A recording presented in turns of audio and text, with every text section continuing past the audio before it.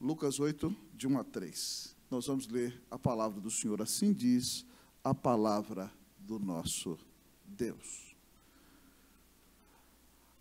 Aconteceu depois disto, que andava Jesus de cidade em cidade, de aldeia em aldeia, pregando e anunciando o evangelho do reino de Deus.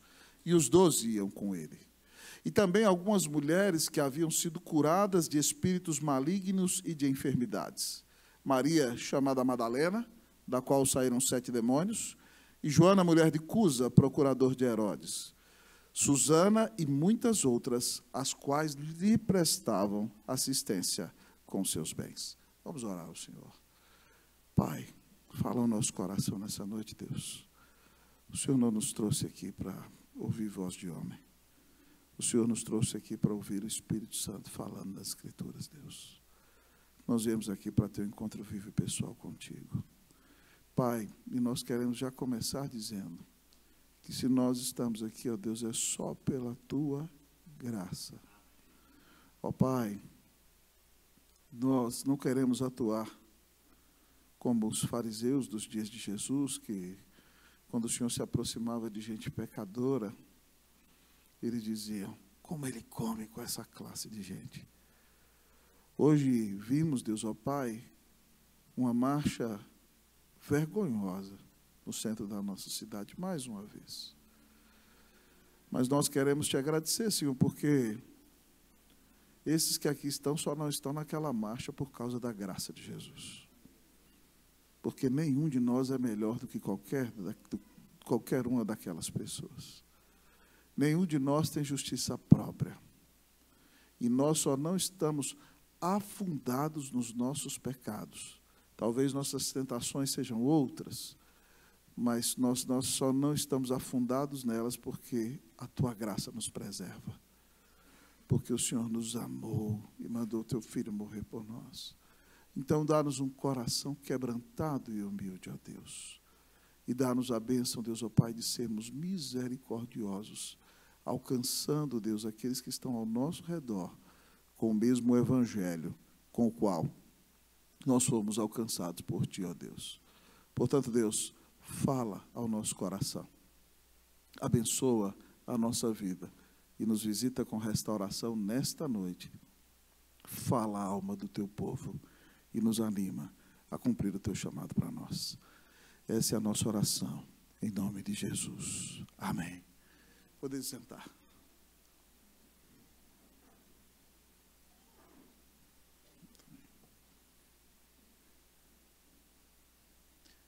Eu quero um pastor que se pareça com Jesus. Essa frase me foi dita, querido amigo e querido irmão, lá no ano de 2006, quando eu vim, 2007, quando eu vim conhecer no Brasil a Igreja Presbiteriana do Guará 2, em que pastoreei 10 anos. Numa entrevista com o conselho da igreja, os presbíteros me perguntaram sobre meus dons, sobre meus talentos, e sobre o que eu desejava numa igreja que eu viesse a pastorear. E eu conversei com eles acerca de quais eram as expectativas que eles tinham sobre o pastor que eles iriam receber. Alguns disseram, nós queremos um pastor que seja um abençoado pregador da palavra de Deus. Outros disseram, nós queremos um pastor firme na doutrina e na teologia reformada. Outro disse, nós queremos um pastor que nos ouça e nos abençoe no aconselhamento. Nós queremos um pastor que nos ajude em nossas dificuldades. E quando o mais novo deles, que estava em sua primeira reunião, foi falar, eles disseram, pastor, não ouve esse aí não, ele é calouro, ele não vai saber nem falar. Eu falei, deixa o irmão falar, irmão, ele está chegando aqui, Deus o colocou aqui. Eu perguntei, irmão, o que você espera do seu pastor? E ele disse, eu quero um pastor que se pareça com Jesus. Eu falei para eles, ganhou de vocês todos. Eu quero um pastor que se pareça com Jesus. Quem não quer, amado irmão? Um pastor que se pareça com Jesus. Uma igreja que se pareça com Jesus. Filhos que se parecem com Jesus. Esposos que se parecem com Jesus. Esposas que se parecem com o Senhor Jesus.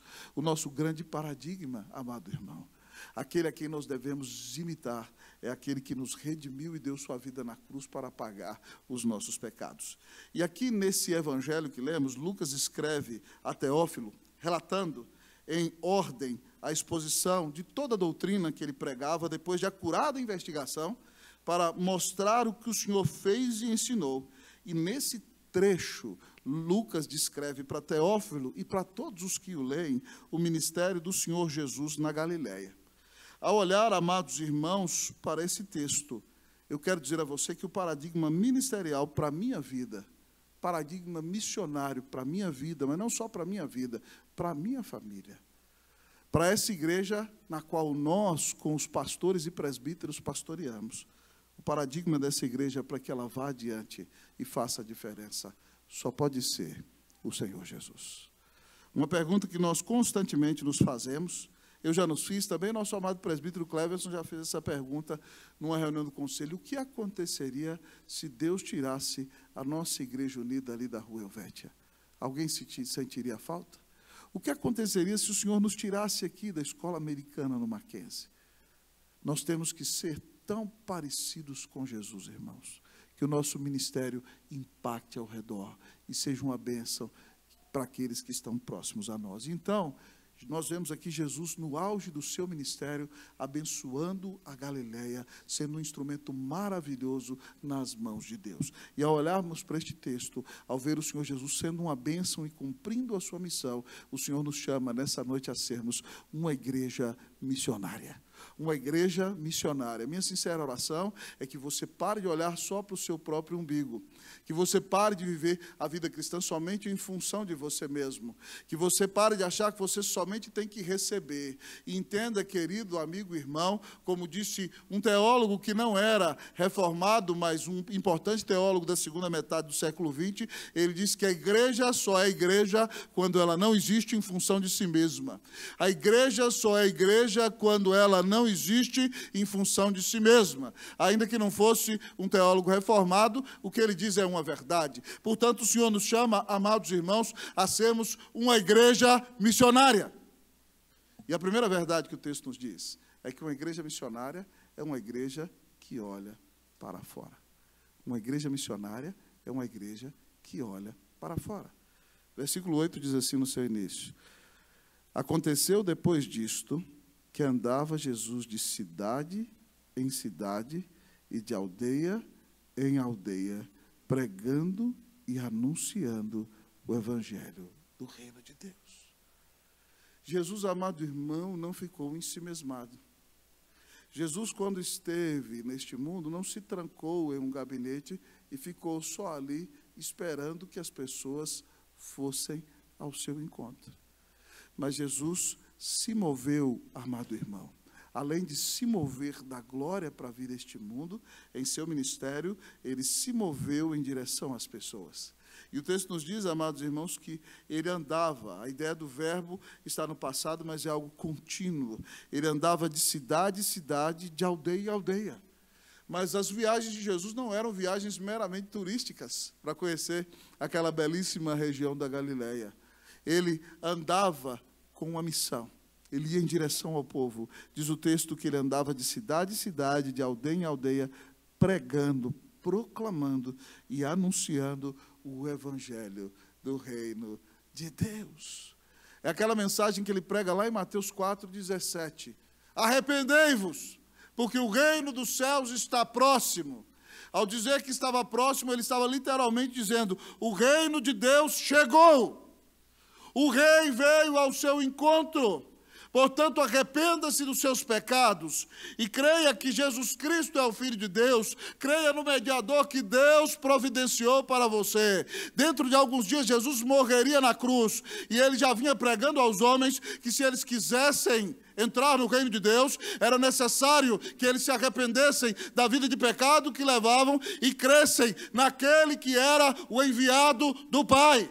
Se nós queremos, amados irmãos, ser uma igreja missionária, nós temos que ser uma igreja que olha para fora, olha para além do seu umbigo, olha para além de si mesma e olha, querido amigo e irmão, não só como uma igreja turística que caminha pela cidade, mas uma igreja que sai das quatro paredes para dizer aos pecadores que Deus amou ao mundo mundo de tal maneira que deu o seu Filho unigênito, para que todo aquele que nele crê não pereça, mas tenha vida eterna. Uma igreja missionária é uma igreja que anuncia que o perdão de pecados, que a justificação, que a reconciliação, que a adoção, que a paz com Deus existe somente pela graça, mediante a fé, na obra de Cristo Jesus, que deu sua vida na cruz do Calvário para pagar os nossos pecados. Uma igreja que olha para fora, conclama os pecadores a se arrependerem da vida que tem levado e a confiarem só em Jesus como o caminho, a verdade e a vida, a confiarem somente nele como o único mediador entre Deus e os homens, a receberem-no como seu único Senhor e Salvador, e ao fazerem assim, serem justificados e perdoados de todos os seus pecados. Deus está nos chamando, amados irmãos, neste dia em que nós vemos as pessoas marchando atrás de um engano, enganadas pelo maligno, que desesperado tenta esbravejar e rugir porque sabe que o seu fim está próximo. O rei já decretou a sua eterna danação. E ele quer arrastar o máximo de pessoas consigo. E, amados irmãos, essas pessoas só podem ser libertas se elas ouvirem que Deus amou o seu povo e mandou o seu único filho para morrer na cruz do Calvário. E ele veio pagar os pecados de todos aqueles que nele creem. Deus confiou essa mensagem a você. E você precisa anunciar o Evangelho a toda criatura. O Senhor prometeu aos discípulos em Atos 1:8, mas recebereis poder ao descer sobre vós o Espírito Santo, e sereis minhas testemunhas em Jerusalém, em toda a Judéia e Samaria, até os confins da terra. Quando a igreja é visitada pelo Espírito Santo, irmão, ela não vive em função de si mesma, mas ela se levanta para anunciar a todos os que estão ao seu redor que há um só Deus e um só mediador entre Deus e os homens, Jesus Cristo, nosso amado Deus, homem, nosso grande Redentor. Irmãos, nós somos filhos na fé dos missionários. Essa instituição na qual nós estamos nesta noite foi fundada pelo reverendo George Whitehill Chamberlain e sua esposa Mary Ann Annesley. Reverendo Chamberlain havia sido pastor da Igreja Presbiteriana do Rio de Janeiro e veio pastorear a Igreja de São Paulo no ano de 1868. E no ano de 1870, na casa dele, Dona Mary Ann abre uma escolinha. A primeira escolinha que tem meninos e meninas na mesma sala no Brasil. A primeira escolinha na qual negros e brancos estudaram naquela mesma sala. E o Mackenzie cresceu. E é essa instituição gigante na qual nós estamos hoje e que está não somente aqui no seu principal campus, mas em distintos lugares do país. No Rio de Janeiro, em Brasília, em Campinas, em Palmas, e vai se expandindo em Alphaville para outros lugares do país. Foi começado, amado irmão, por um missionário e por sua esposa. No ano de 1887, quando Chamberlain já era muito respeitado na cidade de São Paulo, Prudente de Moraes, que tinha sido governador da província de São Paulo, era amigo dele, e daqui a pouco seria presidente do Brasil. O próprio imperador Dom Pedro II visitou o querido amigo e irmão, o Mackenzie, quando ele funcionava ali na esquina da Ipiranga com a Avenida São João. O grande imperador do Brasil esteve no Mackenzie. Reverendo Chamberlain gozava de grande respeito na sociedade brasileira. E quando ele poderia angariar os louros de tudo que tinha feito, no ano de 1887, ele resolve deixar São Paulo. Resolve deixar a grande igreja que pastoreava, que já tinha alcançado pessoas da elite paulista. Resolve deixar essa grande instituição do Mackenzie e volta a se tornar missionário do Sínodo.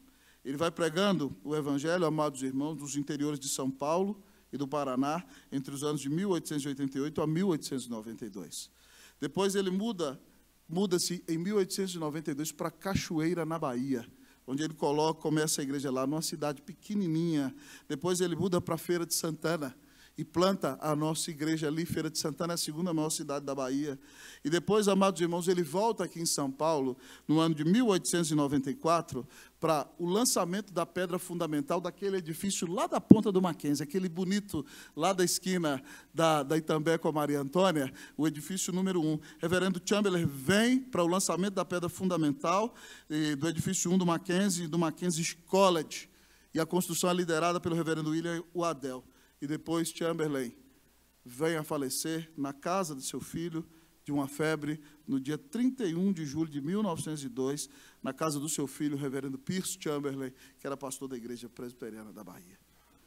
Irmãos, nós temos um histórico de gente que não amou as glórias deste mundo, não amou sua própria comodidade, mas entendeu o tamanho da bênção que recebeu, entendeu o tamanho do perdão que recebeu, entendeu o tamanho do Salvador que tinha, e entendeu o tamanho da missão que Deus lhe confiou. E essas pessoas foram capazes de abrir mão de luxo, de glória, de posição, para dar a vida por amor daquele que deu a vida por eles. Você está vivendo para Jesus ou está vivendo para si mesmo? O Filho de Deus desceu da glória e deu a vida na cruz por você. Deus só teve um filho, irmão, e fez dele um missionário. Deus só teve um filho e fez dele um pregador. Deus só deu uma vida para você. O que você está fazendo com essa vida que Deus te deu? Hoje o Senhor nos conclama, amados irmãos, a nos somarmos à causa do Evangelho. Hoje o Senhor nos conclama a darmos a nossa vida por amor daquele que deu sua vida na cruz, por amor de nós. Deus escolheu, amados irmãos, salvar os seus eleitos por meio da loucura da pregação. A fé vem pela pregação e a pregação pela palavra de Cristo. E a palavra de Deus diz que anjos anelavam perscrutar o que é a pregação do Evangelho, mas Deus confiou a pregação do Evangelho à sua igreja. Esse mundo pode ser mudado, amado amigo e irmão, por meio da pregação do Evangelho de Cristo Jesus, e Deus resolveu usar você.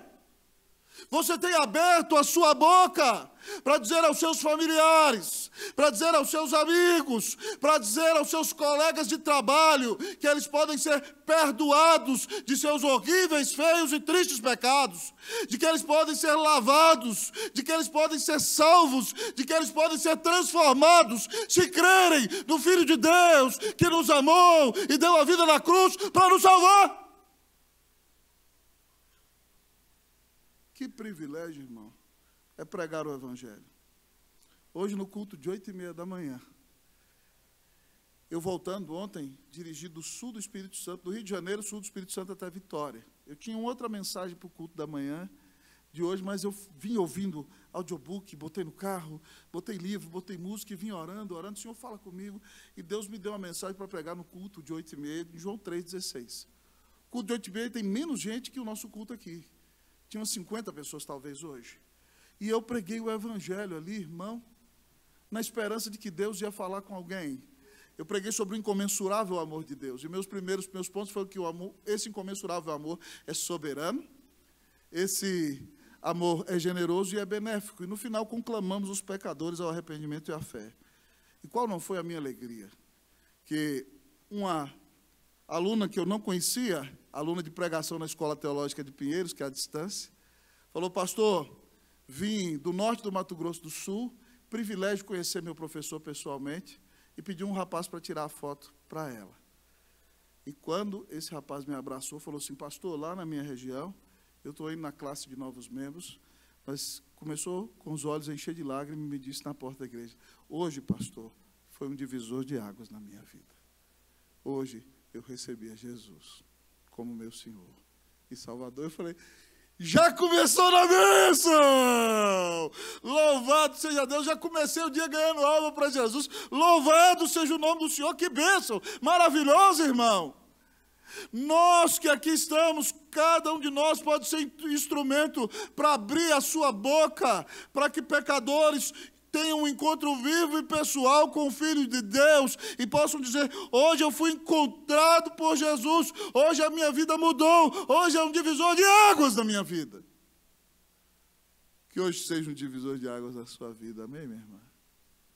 Que hoje o Senhor te levante para pregar o Evangelho e para ser uma bênção e para fazer toda a diferença nesse mundo. Em nome de Jesus, para a glória de Jesus. Amém. Que Deus faça de nós, crentes missionários, membros de uma igreja missionária, em nome de Jesus. Amém. Mas ao olharmos para o texto, a palavra de Deus nos diz que uma igreja missionária, além de ser uma igreja que olha para fora, uma igreja missionária é uma igreja que forma discípulos. Uma igreja missionária é uma igreja que forma discípulos. Versículo de número 1 ainda, preste atenção comigo. Vamos ler o versículo de número 1. Aconteceu depois disto, que andava Jesus de cidade em cidade e de aldeia em aldeia, pregando e anunciando o evangelho do reino de Deus. E os 12 iam com ele. E os 12 iam com ele. Irmãos, muitas vezes as pessoas chegam na igreja e nós dizemos a elas: vamos fazer o discipulado. E aí nós reunimos com elas e fazemos 12 classes, onde elas aprendem o básico sobre a fé cristã. Elas aprendem quem é Deus, o que é o pecado, como elas se convertem a Cristo Jesus. Depois elas aprendem o que é a igreja, o que é a Bíblia, o que é a oração, o que é o batismo, o que é a Santa Ceia, o que é o culto a Deus, o que vai acontecer no final dos tempos. E aí agora nós dizemos: você já está maduro, você já é um discípulo maduro em Cristo Jesus. E aqui nós vemos que a maneira de Jesus fazer discípulo é diferente. Ele passa, sim, um conteúdo teológico para esses discípulos, mas ele passa muito mais. Jesus faz discipulado vida na vida. Ele precisa preparar esses homens para o ministério. E a melhor maneira de prepará-los para o ministério é trazê-los perto dele. E o texto diz que enquanto ele vai de cidade em cidade, de aldeia em aldeia, pregando o evangelho do reino de Deus, anunciando a mensagem, os 12 iam com ele. Então, amados irmãos, eles iam aprendendo a ser crentes olhando para Jesus. Discipulado, amado amigo e irmão, é vida na vida. Discipulado é você conviver com as pessoas e compartilhar a vida de Deus com elas. Então, de repente, elas veem como você reage no momento de dificuldade. Elas percebem como você se comporta num dia de alegria, mas também num dia de frustração. Elas começam a olhar para você para ver como você trata a sua esposa, ou como a irmã trata o seu marido, e elas começam a perceber como você que é crente cria os seus filhos, e de repente elas vão olhando para a sua vida, e vão vendo Cristo em você, e elas vão então sendo moldadas à imagem de Jesus, e vão crescendo na presença do Senhor. Então, discipulado, amado irmão, tem um momento intencional, em que nós sentamos, estudamos a palavra, ensinamos as lições do texto, mas também compartilhamos a vida, e convivemos com o povo de Deus, para que o povo de Deus veja Cristo em nós. E assim amadureça e cresça espiritualmente, para a honra e para a glória do nome de Jesus. Uma igreja missionária, ela não só proclama o evangelho, mas ela prepara maduros, discípulos maduros para o Senhor Jesus. Eu gosto muito, irmãos, de história da igreja. Eu já lecionei algumas matérias de história da igreja no seminário. E um dos pastores que eu mais admiro o ministério dele foi o pastor Ricardo Baxter. Ricardo Baxter foi um pastor na época dos puritanos na Inglaterra, e ele foi pastor ali na Inglaterra nos idos de 1600 e alguma coisa. E quando Ricardo Baxter foi designado para pastorear na cidade de Kidderminster, na Inglaterra, quando ele chegou naquela cidade, havia só 2 ruas na qual havia membros da igreja dele morando. Ele ficou ali 17 anos pastoreando a igreja. E quando ele saiu daquela cidade, não havia uma rua sequer na cidade em que não houvesse pelo menos um membro da igreja dele. Mas o pastor Ricardo Baxter, além de ser um grande pregador, ele dizia que nós devemos pregar cada um dos nossos sermões como se ele fosse o último. Ele dizia: preguei o meu sermão como um moribundo para moribundos. Preguei o meu sermão como um homem que está morrendo, pregando para homens que estão morrendo. Ele pregava apaixonadamente com todo o seu ser. Mas de segunda a sexta, ele tinha um secretário, ele saía da casa dele de manhã, havia muitos membros que moravam na zona rural, e ele então visitava de segunda a quinta-feira cada membro da igreja. Mas não era aquela visita, irmão, tudo bem, eu vim aqui comer um pão de queijo, né, que todo pastor faz e a barriguinha vai engordando, né? Vim aqui bater um papo com você, essas visitas são boas. Mas a visita de Baxter era intencional, ele chegava em cada casa, e ele levava o breve catecismo de Westminster, e ele tinha uma reunião com cada membro da família. Então ele sentava com o pai, qual é o fim principal do homem? Glorificar a Deus e gozá-lo para sempre. Como é que você pode glorificar a Deus e gozá-lo para sempre na sua vida? Ele conversava com a mãe, o pai do lado, depois ele conversava com o filho, conversava com o outro, e ele anotava no caderno em que pergunta ele estava com cada um. Depois, quando ele voltava a passar de novo, ele já ia para a segunda pergunta. E ele ia, então, discipulando cada membro da igreja, e ele fez isso durante 17 anos. Quando, amados irmãos, ele saiu dali, para que vocês tenham ideia, a igreja de Baxter, amados irmãos, tinha aproximadamente naquela região mais de 300 famílias. 300 famílias. Ele e um secretário faziam um trabalho duro. E de sexta a domingo ele preparava os seus sermões.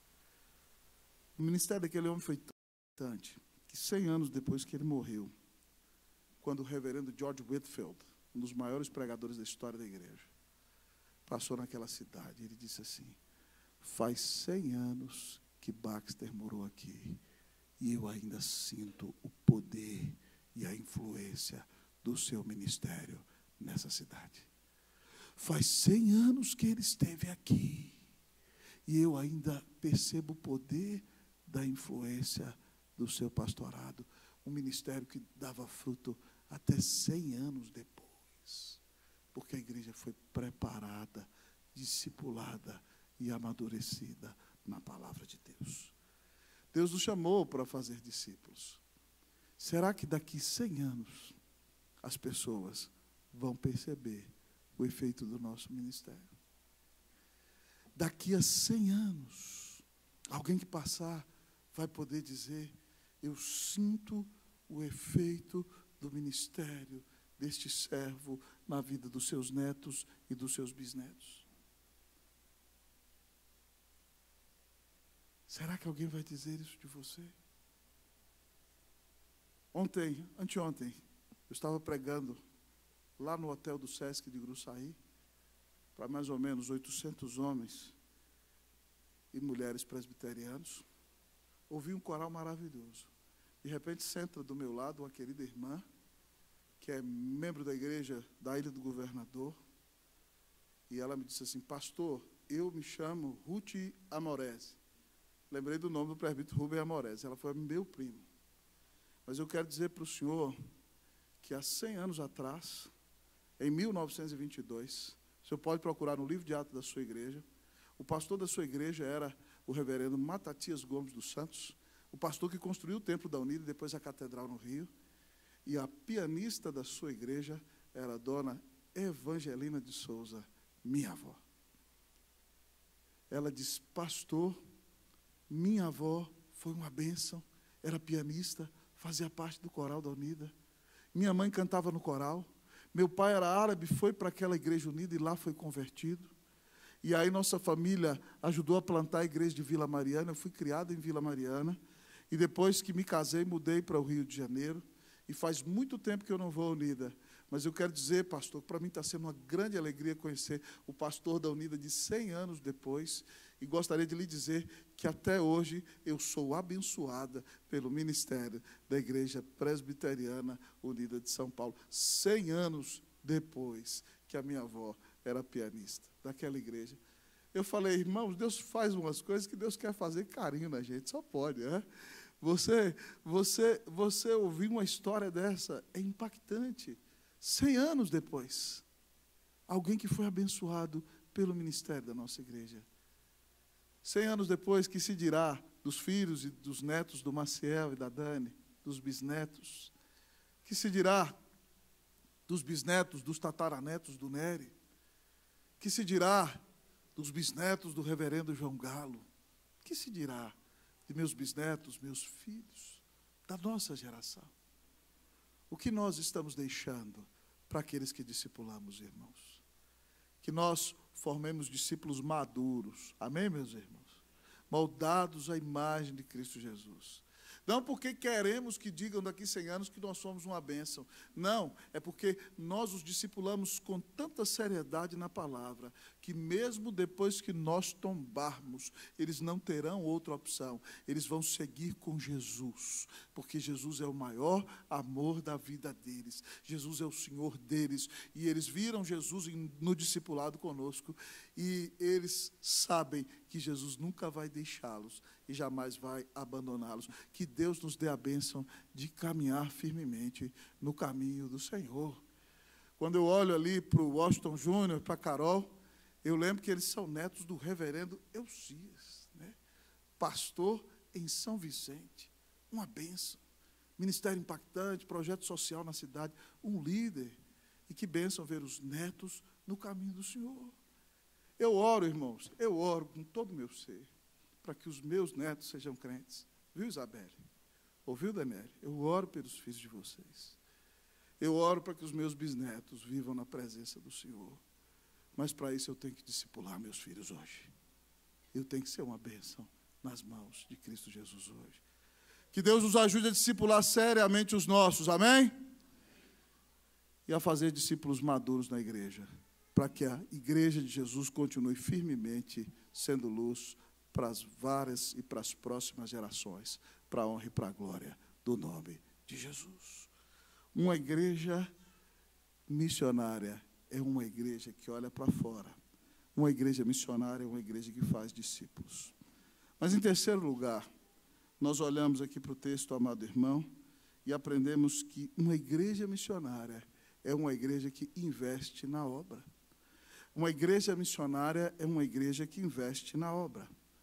O texto vai dizer para nós, versículos 2 e 3.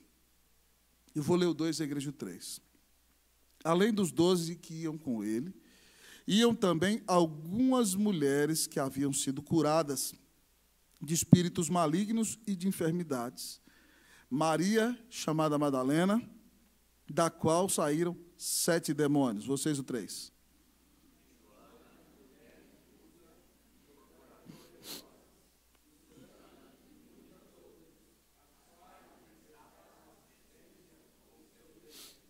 Aqui estão mulheres, irmãos, que foram salvas pelo ministério do Senhor Jesus. E Jesus tem uma escola de discípulos. Jesus os está treinando na prática. Mas essas mulheres entenderam o tamanho da salvação que receberam. Que o desejo delas, amados irmãos, é entregar o que elas têm para o desenvolvimento da obra de Deus.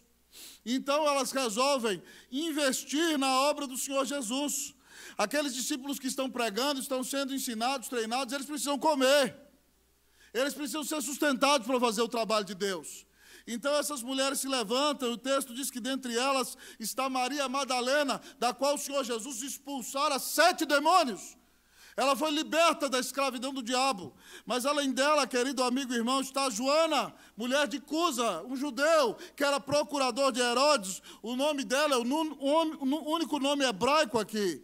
Mas aqui, querido amigo, depois de Maria, depois nós vemos aqui Susana, que já tem um nome latino. E diz o texto que há muitas outras que prestam assistência a Jesus com seus bens. Elas sustentaram o Senhor Jesus, irmãos. Se nós entendemos o tamanho da salvação que recebemos, todos nós que aqui estamos, também temos a obrigação de sermos fiéis em nossos dízimos e ofertas, se nós de fato amamos a Deus. Tal como Jesus contava com a assistência financeira daquelas irmãs, a igreja do Senhor Jesus conta com a fidelidade de irmãos de cada um de nós para o prosseguimento da obra de Deus. Nós, queridos amigos e irmãos, não cremos em teologia de prosperidade, porque essa teologia é maldita e afasta as pessoas de Deus e do Evangelho. Pois a pessoa não crê em Cristo. Ela faz do gasofilácio uma barganha.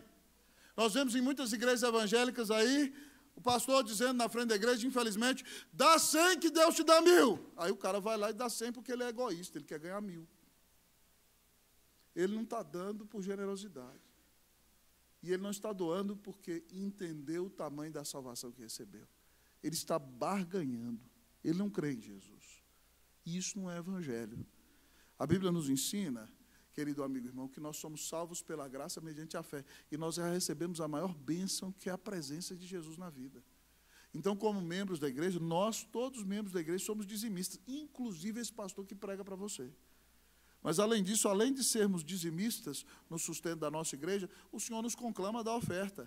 Então, quando aparece alguém lá no Sul precisando de oferta, a gente manda uma oferta. Quando tem um enchente lá no Espírito Santo, em Mimoso do Sul, a gente manda uma oferta. Quando algum missionário está passando por alguma necessidade, a gente bota a mão no bolso. Sabe por quê? Porque a gente recebeu infinitamente de Deus. E nós aprendemos, amados irmãos, que é impossível que alguém seja tão generoso como Deus, que deu o único filho dele na cruz para nos salvar.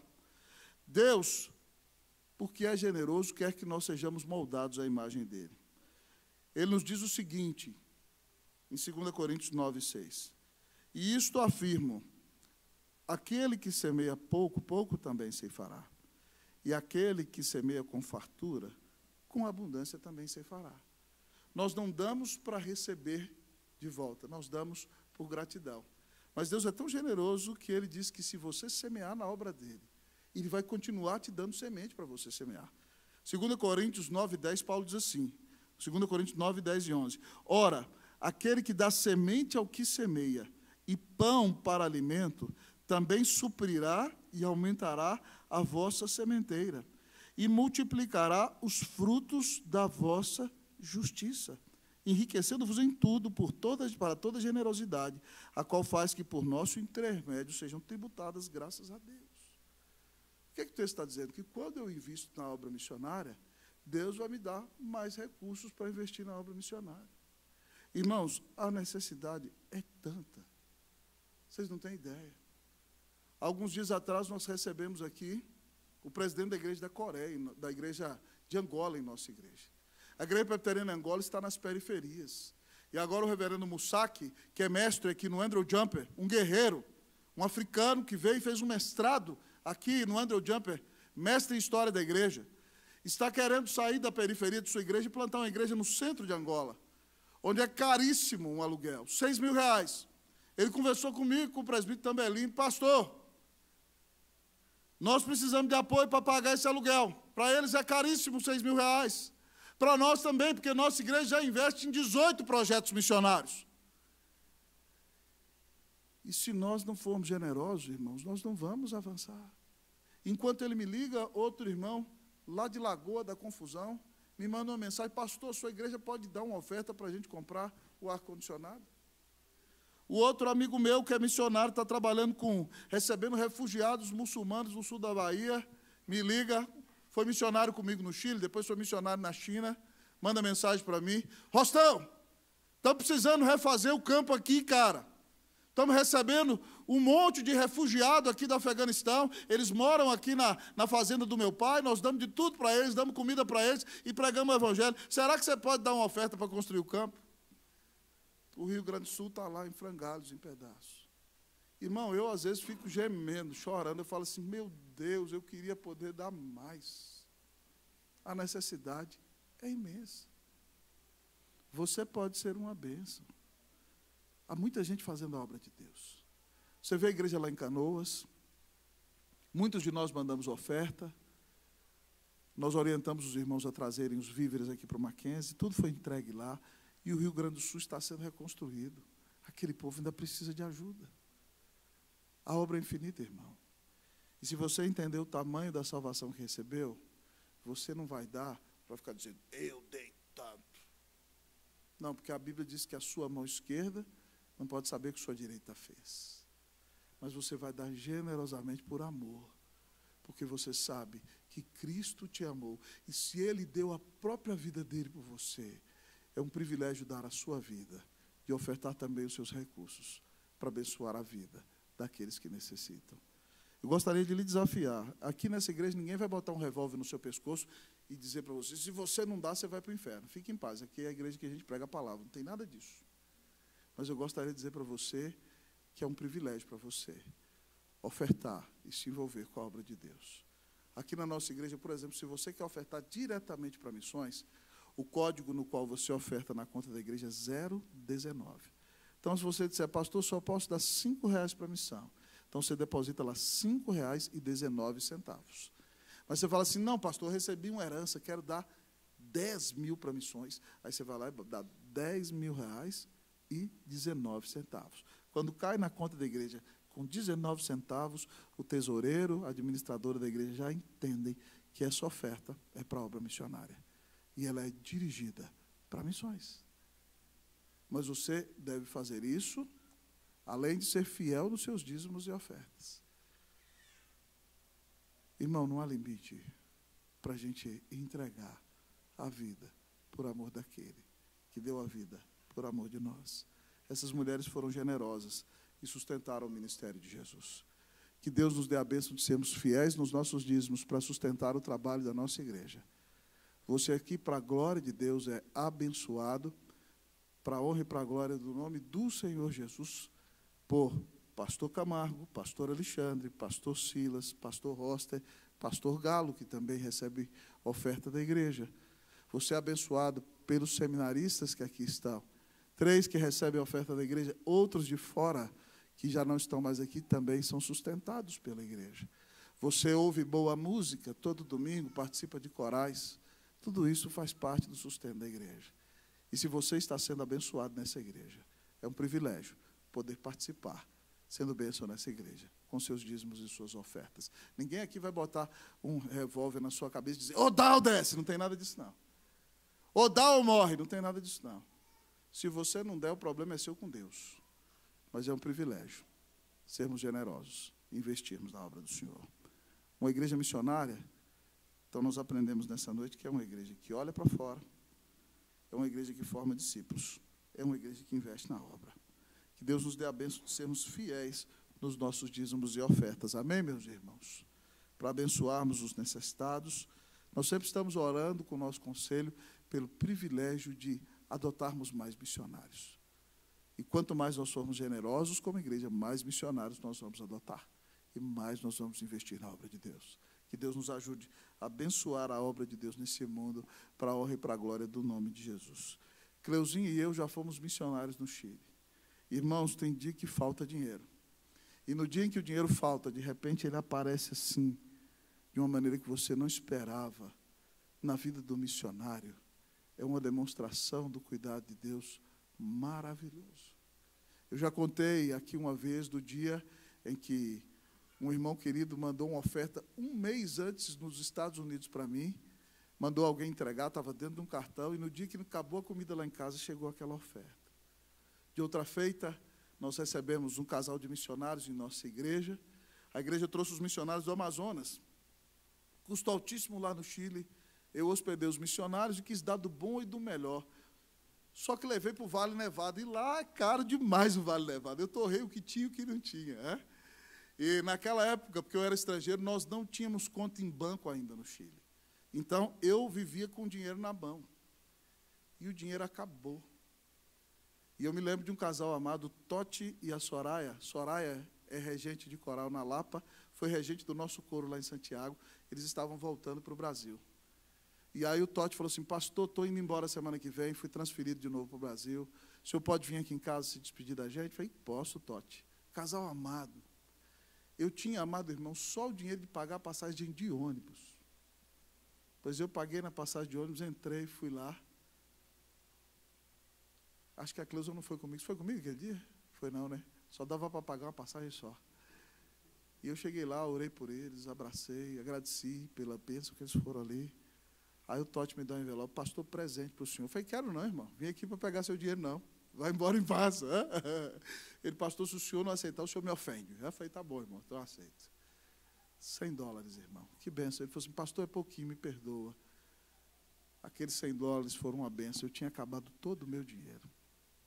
E nós comemos mais uma semana com $100, R$500, né? Foi uma bênção para nós. Então, às vezes, o missionário não tem nada. E as coisas estão acabando e o dinheiro chega na hora certa. E aí, de repente, o missionário escreve para nós: que privilégio é poder participar na obra de Deus. Eu me lembro da história de um homem que, certa vez, nos Estados Unidos, ele tinha um problema de vista seríssimo. E uma igreja foi mandar ofertas para a África. E ele, com muita dificuldade, tinha conseguido comprar o óculos dele. E ele era carpinteiro. E ele foi lá montar as caixas para mandar as ofertas para a África. E, de repente, ele perdeu o óculos dele. Ele ficou tão triste que ele tinha perdido o óculos dele. Ele falou assim: Senhor, eu estou te servindo. E, de repente, foi com tanta dificuldade que eu comprei esse óculos. E o óculos sumiu, Deus, quando eu estava fazendo aquelas caixas. Alguns meses depois, o missionário mandou uma carta para aquela igreja, agradecendo pelas roupas, por tudo que tinha chegado, mas, sobre todas as coisas, ele estava com um problema seríssimo de vista, não tinha condição de ir a um oculista, nem de fazer alguma cirurgia, e ele precisava de um óculos com certo grau específico. E qual não foi a surpresa dele, que aquela igreja, sem saber de nada, tinha mandado o óculos com o grau que ele necessitava. E aquele homem diz: obrigado, Jesus, porque eu perdi meu óculos. Louvado seja o Senhor. Deus faz coisas maravilhosas. Que Deus use a nossa vida para abençoar a vida de outros. Amém, meus irmãos? Eu fui pregar em Assis. E aí, chegando lá, eu fiquei sabendo do pai do nosso presbítero Humberto.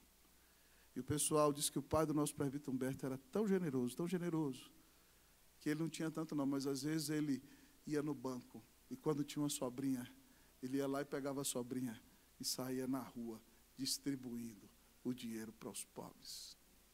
Que testemunho maravilhoso. Alguém que marcou aquela cidade. Que Deus faça de nós pessoas menos egoístas. Que Deus nos dê a bênção de sermos mais generosos. Em nome de Jesus, amém, meus irmãos? Será que nós vamos ser uma igreja missionária?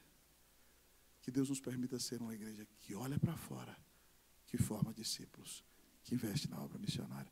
Amém, meu irmão? Então diga para o irmão que está do seu lado aí: acorda! Que Deus tenha misericórdia de você. Que Deus faça de você um crente missionário, membro de uma igreja missionária.